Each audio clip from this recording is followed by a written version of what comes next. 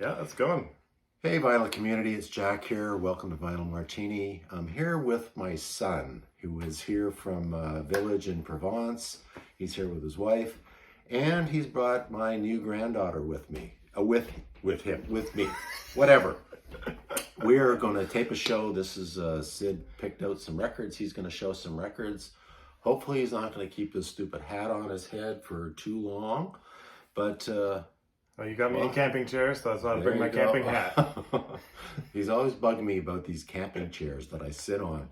I used to have furniture in here, and then I created this music room, and I didn't have room for the music or the records and the furniture, blah, blah, blah. It's a long story. So anyways, I sit on a camping chair because I have expensive tastes. And one day we'll maybe get you some money so you can sit in a nice, expensive chair. Okay. And we're having a martini. Cheers. After all, this is Vinyl Martini. So, without further ado, Sid's going to show his first record. He's picked out 6 records.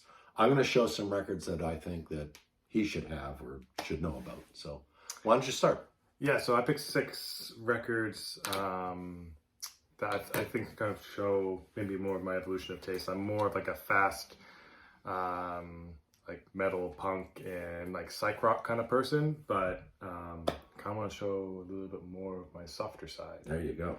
So my first album is actually one of my favorite albums of all time, and it is the JJK Naturally. I love this album. I think this is a great showcase of an album that you don't need a lot of money to make a good album. I mean, he was broke when he made this album, pretty much. And this was they had drum machines because they couldn't afford a studio drummer, and that's not every track. They had a primitive drum machine. I did a little research today because I know how you are about facts, so I thought I'd bring some to the table. I insist on facts. But he is just an amazing songwriter, and just like helps solidify that Tulsa sound. But yeah, this is just an unbelievable record, and I highly suggest anyone to listen or to try and seek and purchase. Good choice. That's a great record. So the first record I'm going to show is Little Feat. Sorry for the glare. We're using this round light. Selfie light. Selfie light. We're influencers. Feats Don't Fail Me Now. This is a 1974 record. This is such a great record. It's so funky. It's killer. It's really killer. Everybody should have a Little Feat record in their collection, and I highly recommend this one. This has got Rock and Roll Doctor. Oh, Atlanta's on here. Feats Don't Fail Me Now. Skin It Back. Cold, Cold, Cold. Tripe Face Boogie. It's like every song is a killer. All killer, no filler, as they say. Okay, bud, what do you got next? Next one is a very sentimental album. This is the Steely Dan We're All Scam. Love this album, love Steely Dan. So growing up, we had some Steely Dan CDs that my dad purchased for me, and we would listen to them to road trips. Every time we went camping, every time we went anywhere in the car, there was always a Royal Scam, Camp Out Thrill, Asia, etc. And I just grew to love the quality of the albums and the musicianship. And this is the first album without Jeff Skunk Baxter. I think so, yeah. And when his name was Walter, Jeff Walters, he went from bass to guitar from that, pretty much. That was the time that he moved over. And originally this album cover was for Van Morrison. Is it? Yeah, and he didn't actually release the album, so they never used it. So, a fun little fact. I'm running out of facts slowly. Good to know. And by the way, when Sid turned 21, I always told him that we're going to go see Steely Dan somewhere. Somewhere cool. Somewhere cool. So they rolled out a tour. It was like 10 years ago, I think. Yeah. Exactly 10 years ago. 10, 12 years ago, yeah. And they were rolling out the tour and the dates, whatever. They were playing some kind of Midwestern cities. And then they announced a New York date. So Sid and I flew out from the West Coast to New York City. We stayed in New York City for like 5 Don't nights. forget about the other one. Oh yeah, no. Well, then my wife said, "Well, if you might as well get your other son there." So there was my 2 boys and us, and we had a great weekend. Went to see Awesome Steely weekend. Dan at the Beacon Theater, and it was amazing. The best concert I've ever been to in my life, actually. And Sid was 21 and he didn't get carded, so we didn't have to leave him outside on the street while his brother and I On Broadway? went into the bar for a couple of beverages. Anyway, so I'm going to show the Tubes' debut album. It's called The Tubes. Everybody should have this record. It is so amazing. I don't know how you describe the Tubes. They're satirical, they're proggy.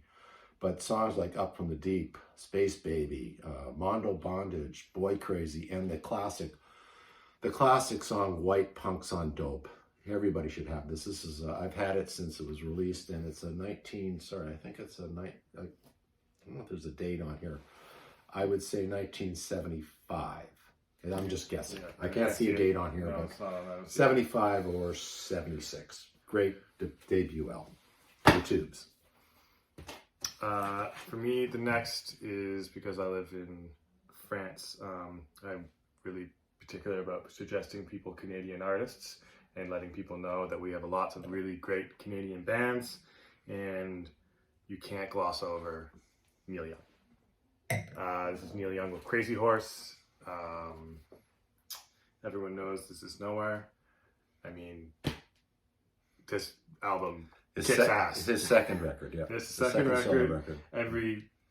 This whole album, everything is so good. Absolutely love it.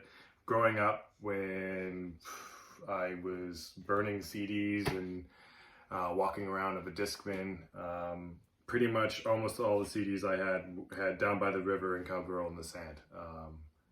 They were just such amazing, long, beautiful songs, and I just loved walking and listening to them. So, Neil Young, what a legend. That's a great record. It is an amazing record. It is a great record.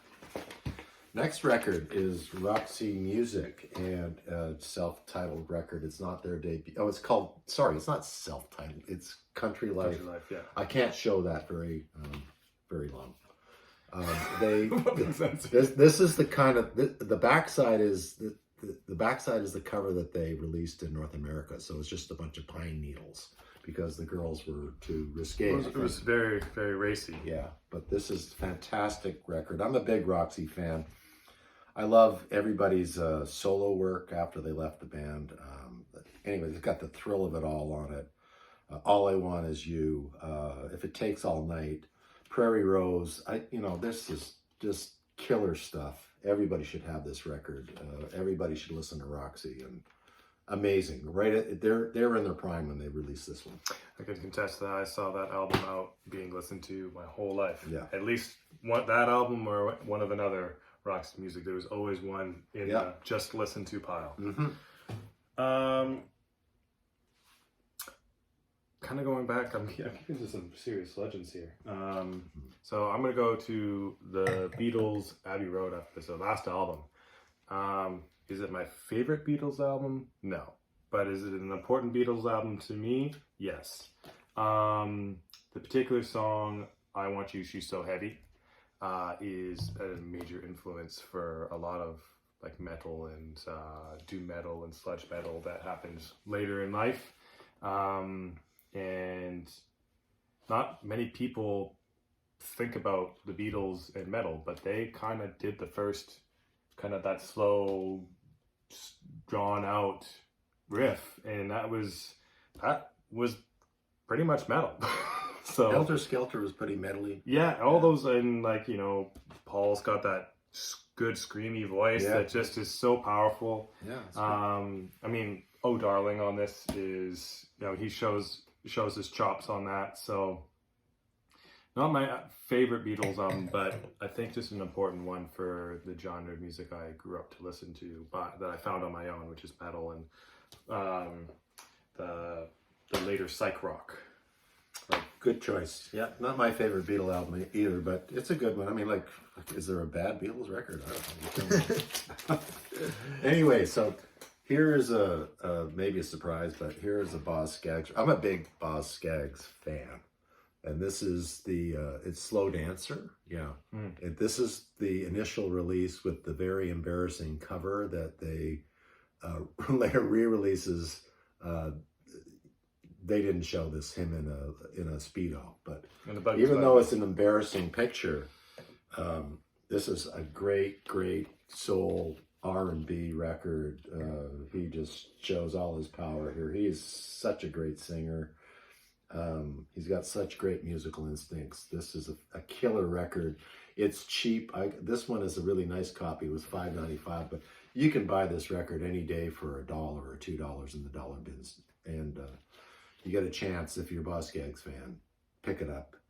Embarrassing cover or not, it's really worth hearing. Next for me is Tom Waits, Night Hawks of the Diner. I really love this album and the style they did. The producers wanted to show his more jazzy style, and so they wanted to do sort of like a live kind of bantery album with him, and they couldn't really get a good venue, so they actually did it in Studio 3 where Barbra Streisand. Wally Heider's studio, I think, and Barbra Streisand had a full Symphony in there, and that's why they decided to choose it, because they knew there was going to be lots of space.